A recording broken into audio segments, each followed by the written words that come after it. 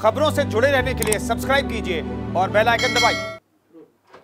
2022 के चुनावों के लिए भारतीय जनता पार्टी ने अपनी पूरी शक्ति उत्तर प्रदेश में झोंक रखी है। हमारे साथ छत्तीसगढ़ के पूर्व मुख्यमंत्री डॉक्टर रमन सिंह हैं। सर, आपका स्वागत है न्यूज़ इंडिया पर। पिछले कुछ दिनों से आप हैं यूपी में, क्या आपका फीडबैक क्या है चुनाव को लेकर के? मैं लोगों से मुलाकात हुई, पत्रकारों से, और करीब करीब सभी समाज के सभी वर्गों से जो चर्चा और बातचीत मैंने किया, तो उसका एक स्पष्ट नतीजा दिख रहा है कि आने वाले चुनाव में साफ दिख रहा है कि भारतीय जनता पार्टी माननीय योगी जी के नेतृत्व में दूसरी बार पूर्ण बहुमत के साथ सरकार बनाने में सफल होगी। और ये बहुत साफ है, लोगों का दो विषय पे लोगों ने बहुत स्पष्ट राय की कि जो कानून व्यवस्था में जो सुधार आया है, जो बेहतर स्थिति लाने का यदि योगदान जाता है तो वो योगी जी को जाता है।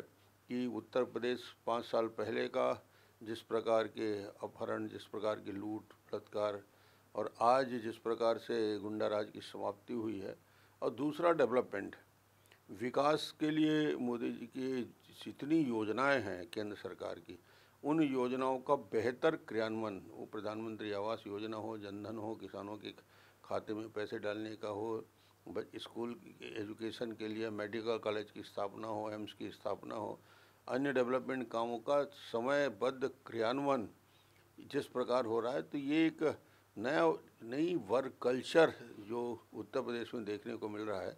डेवलपमेंट के प्रति लोगों में ज़बरदस्त रुझान है। डॉक्टर साहब, ये एक यहाँ ट्रेंड चल रहा है फ्री बीस का। प्रियंका गांधी यहाँ पर काफ़ी सारे ऐलान कर चुकी हैं, 40% रिजर्वेशन महिलाओं को, किसानों का कर्जा माफ़। आम आदमी पार्टी भी कह चुकी है बिजली का बिल वो 300 यूनिट माफ़ करेंगे।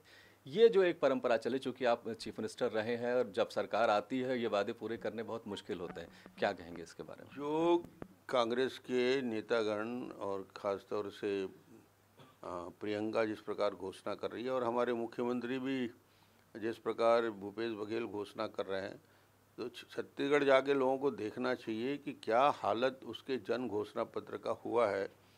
3 साल का समय निकलने के बाद किसानों को ना 2 साल का बोनस मिल पाया है। जो एक बड़ा वादा गंगा जल हाथ में लेके, गीता हाथ में लेके सौगंध खाया था सार्वजनिक रूप से इनके नेताओं ने राहुल गांधी की उपस्थिति में, कि जैसे ही सरकार बनेगी शराबबंदी कर देंगे। शराबबंदी तो छोड़िए, छत्तीसगढ़ हिंदुस्तान का अकेला राज्य है कि यहाँ फ़ोन करिए, घर पहुँच शराब पहुँचाने की व्यवस्था छत्तीसगढ़ में है। ये हालत यदि छत्तीसगढ़ में बनाए हैं घोषणा पत्र के, और जो इनका जो प्रमुख मुद्दा जिन विषय को लेकर ये सत्ता में आए थे, नवयुवकों को कहा था 10 लाख लोगों के फॉर्म भराए गए थे कि 2,500 रुपया बेरोजगारी भत्ता देंगे, नहीं तो रोज़गार देंगे।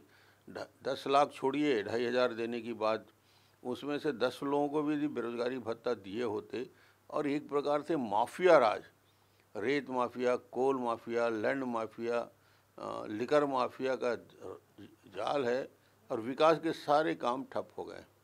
कर्ज के बोझ से छत्तीसगढ़ दब चुका है, और आज वहाँ तो असफल हो गए, हमारे यहाँ जब किसानों का आंदोलन होता है तो हमारे मुख्यमंत्री जी आंसू बहाने आ जाते हैं। छत्तीसगढ़ में आदिवासियों के ऊपर गोली चलती है, 3 मारे गए, और उसके लिए जाकर उनको सांत्वना देने के लिए मुख्यमंत्री खुद नहीं गए, गृह मंत्री नहीं गए, केंद्र के नेता प्रियंका जी नहीं गई, उनको 50 लाख देते, वहाँ के ट्राइबल यदि मारे गए। 500 किसानों ने आत्महत्या की है, उनके लिए कुछ सोचते। पर इन सभी बातों से हटकर राजनीतिक आंसू बहाने यहाँ आए हैं, तो छत्तीसगढ़ के लोगों को ये बात सबको समझ में है, और छत्तीसगढ़ जो जाते हैं जानते हैं कि क्या हालत बनाए हैं 3 साल में, और वही घोषणा यहाँ कर रहे हैं।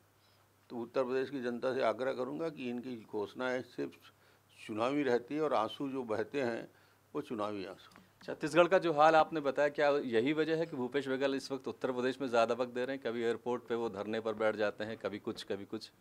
वहाँ कोई काम है नहीं, कोई डेवलपमेंट करना नहीं है, तो उनको लगता है कि छत्तीसगढ़ में जैसे सरकार में आ गए झूठ बोलकर, यहाँ भी इस भ्रम को पैदा किया जाए। धन्यवाद। तो ये डॉक्टर रमन सिंह, इनका कहना है कि जो हाल छत्तीसगढ़ का भूपेश बघेल ने बना रखा है, उसको अगर देखा जाए तो उत्तर प्रदेश में जो कांग्रेस पार्टी वादे कर रही है उसका कोई मतलब नहीं बनता है। Vivek Tiwari, news India, Lucknow.